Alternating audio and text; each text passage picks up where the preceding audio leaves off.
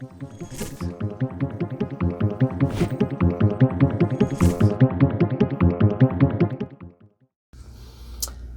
it going, knife nerds? So I got a Machine Co Roosevelt in for some anodizing work, and so the secondary market on these guys has been really crazy. They're extremely popular and low production, so they're kind of hard to get. So naturally the secondary market has skyrocketed and gone through the roof, and these are way out of my typical spending budget as far as picking one up on the secondary. I can do this at table price, but you have to win a lotto to get one, so yeah, pretty difficult to get. However, I got this one in for anodizing, and so I'm lucky enough to get to check one out finally and drop you guys a little quick review on just my first impressions of it after having handled it a little bit and done a little bit of anodizing work on it. So I got to see the inside of the knife, how it's built, and everything like that. So this is I'd call it a medium knife. It's got a 3-inch blade, and it's really really good for light EDC. And so there's only a choked up position on this forward finger choil here. If I do this, I get all 4 fingers on the knife. My thumb drops on the jimping perfectly, and yeah, but there's no further back grip without taking your finger off the handle. So it's a bit of an odd handle shape that just really works exceptionally well, because the ergos on this thing are absolutely ridiculous. It's super good. It just feels like it is really made for my hand, and I have a medium to large size hand, and so man, this thing just fits absolutely perfectly.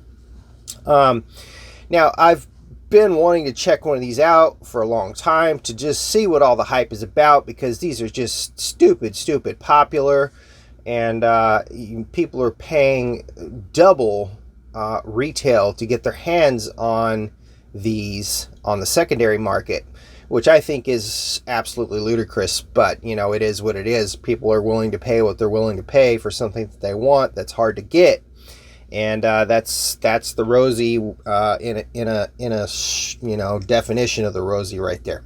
And so what I did to this knife was some anodizing on the lock side and the hardware, and so this came to me without the original factory finish. Somebody had already modified the finish on the frame side and done a really dark stone wash that the new owner of the knife didn't really like, and so I'm gonna roll in a little quick picture here so you can see what the before looked like, and this is the after. So I did a high grit bead blast here, glass bead blast, and blue anodizing on the hardware and the lock side, and then gave the clip and back spacer a raw tumbled finish, and that was about the extent of my work on this knife. Came out pretty awesome. Don't mind any smudges, that's just from me handling it, but yeah, this is pretty much what the customer was looking for, and he wanted to put it back close to how it was from the factory, which was a blue and raw finish like this. And so here we go today. But back to the knife. And so what is it about the Roosevelt that people are willing to drop $1,500 on this knife? To be perfectly honest, I'm not exactly sure. I'm gonna have to kind of chalk that up as supply and demand, and you know, people want what they can't have. And so, well, of course you can have it if you're willing to spend $1,500, but is it worth $1,500? No, not to me, not at all, not even freaking close, actually. What is it about this knife though that people love so much? Well, it's the size, the weight, the action, the ergos. It's a pretty nice overall knife, especially, for a good daily carry knife. It's funny, it's a perfect knife to carry and use, but people that are getting these are kind of safe queening them mostly and not using them because the aftermarket is so high on them. So anyways, I've talked about the ergos a little bit. Let's talk about the overall package here, which is a full flat grind. The blade stock is very thin, and it's very thin behind the edge here. It's still substantial enough to handle heavy work, but it is a very thin profile, and it is super, super slicey. So it's really a great knife to use as a tool for the task of daily cutting implementation in your EDC. I do really like the blade shape. I like the blade profile overall. It's a great freaking cutter and a good shape to work with. Now, this particular one obviously has the Arctic Storm fat carbon, which is just freaking gorgeous. I love this carbon fiber, and it looks really good on this knife. And it is a titanium frame lock, of course, and you've got a plain titanium black backspacer and pocket clip here. And man, I think, the reason that people are gaga over these is the ergos are so good, and the action is really good, and that's about it. The build quality here is what I would call okay. It's pretty, it's consistent. It's not there's not anything bad with it. The blade centering is good, and there's no real QC flaws here. So the build quality is there, but is it something special? Why is it $1,500, right? There's a little bit of internal milling.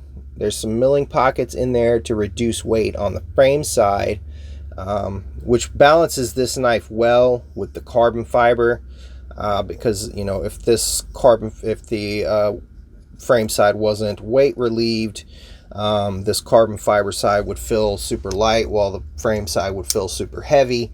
So it's good that they went ahead and weight relieved that, and the balance is overall really pretty nice. Now, the knife is stupid thin overall. The profile in this direction is ridiculous. Matter of fact, let me grab my calipers here real quick. Let's see. Okay. Okay, we're in inches. We're zeroed.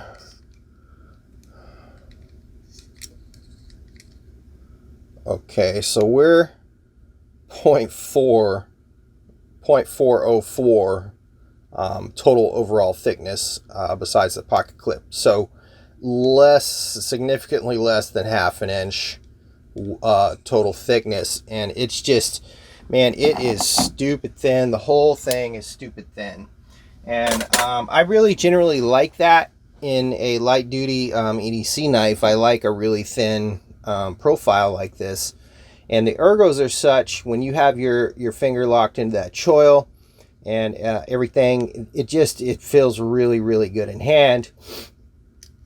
Action. Now let's talk action. So there's a little something slightly different about this knife that sets it apart from most typical titanium frame locks, and that is that it has two detent balls. There are two detent balls along with two detent holes in the blade, and the detent balls also double as the lock bar insert. So the lock face is actually resting on the ceramic balls on this in the ceramic detent ball. So what does that do for it? Well, yes, you get a really nice crisp, snappy action, which is like so. And then the other thing that it does is it gives it this really nice clack on the lockup that you don't really get on any other style of lock, frame lock, because When the thing locks up, the tang of the blade is impacting against those hardened ceramic bearings in there, and it makes a pretty crisp feeling lockup, more crisp than anything I've really ever felt on a pocket knife before. A typical frame lock is going to lock up against steel or titanium. You're going to have that little impact, and it's a sort of a softened impact. Like, for example, here is my Arius, and this has the internal stop pins. You can see the stop pin track there, and it has steel stop pins, and when it slams open, those steel stop pins, they hit the end of the track, and they're just locking up against the titanium frame. So you got steel impacting titanium, and it sounds like this. Just a soft kind of thunk. And if it even when it impacts, it feels soft.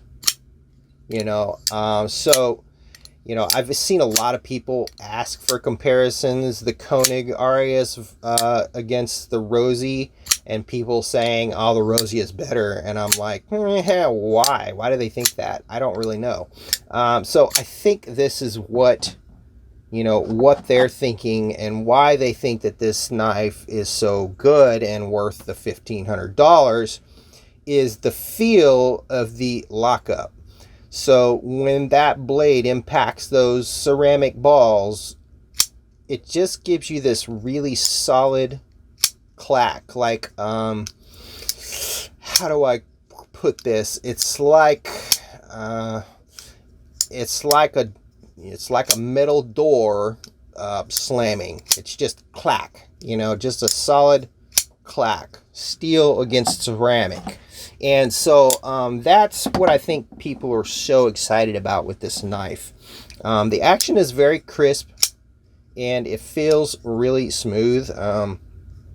This one's not 100% drop shutty, but if I give it a little flick, it'll then just go home, and it's very smooth. If I give it a little encouragement to go home, it's just going to drop, and it feels nice.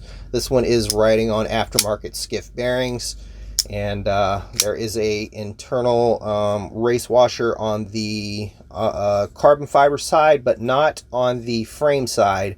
The bearings are riding directly on titanium on the frame side, much like how the Koenig Arius is made. The bearings ride directly on titanium. And so, you got to be careful when you're tightening a pivot on these. You don't want to over tighten the pivot and cause damage with the ceramic bearings to the lock side of the knife. So if you own an Oz Rosie, be very careful with that. Tighten the pivot slowly and make sure you're not over tightening it, because you can cause damage there. So crisp, super crisp freaking action, and overall great ergonomics, good pocket carry size, extremely lightweight knife. And so this is what people love the Rosie for.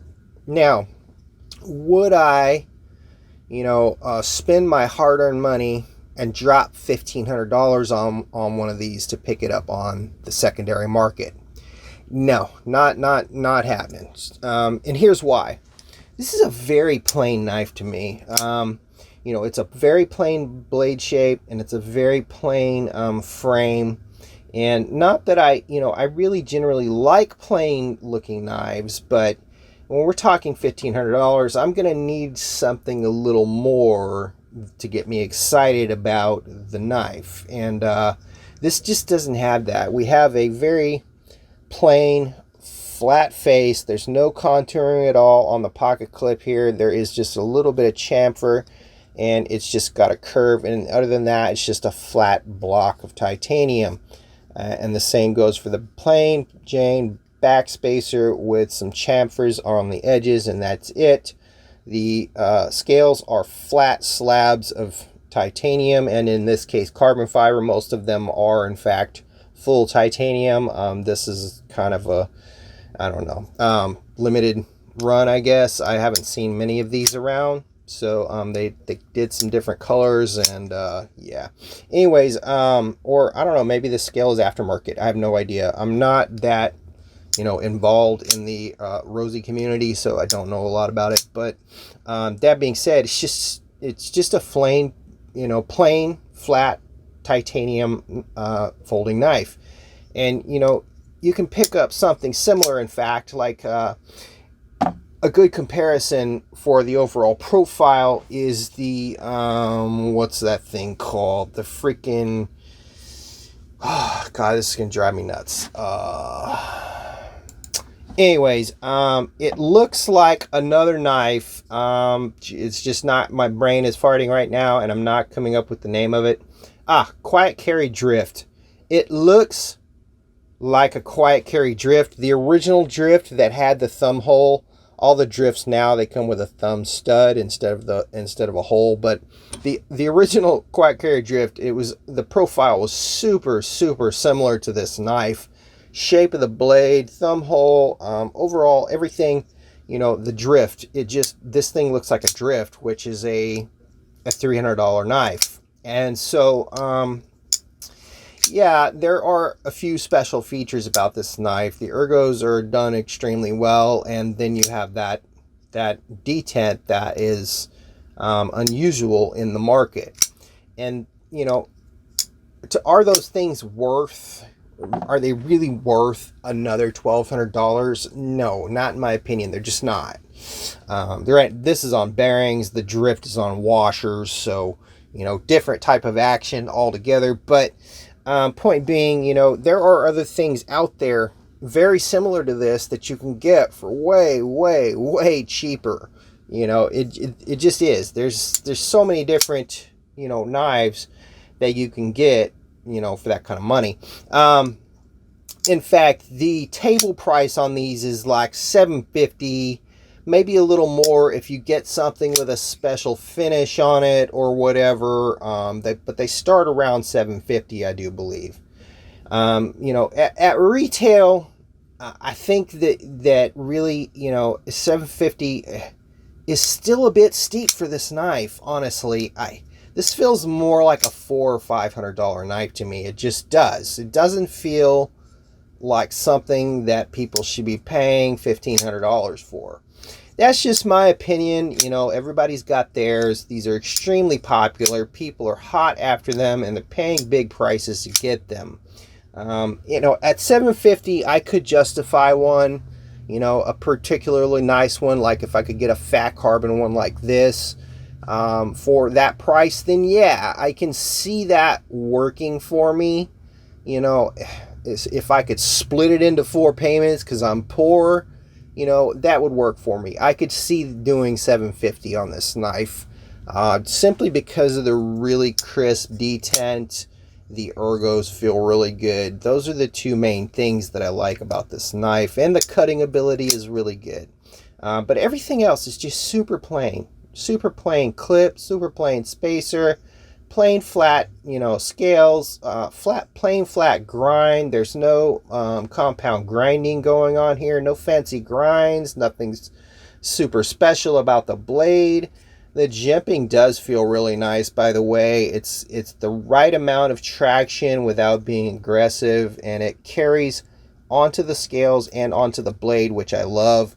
I hate when, wherever my thumb lands, there's no jimping there, and there's jimping somewhere where my thumb would never be. Excuse me. And this is just working just right with the jimping. So there's a lot of really good things going on here with the Rosie. I just don't understand why it costs what it does. But, like I said in the beginning of the video, it's supply and demand. People are after it, so the prices are high. If nobody was after it, and I could just pick one up for table price, yeah, maybe. But it's still, realistically, to me, the overall feel and everything, to me, it feels like a $400 or $500 knife. It doesn't feel like a $1,500 knife. That's just this knife nerd's opinion, and I hope you guys have a great rest of your day. Later.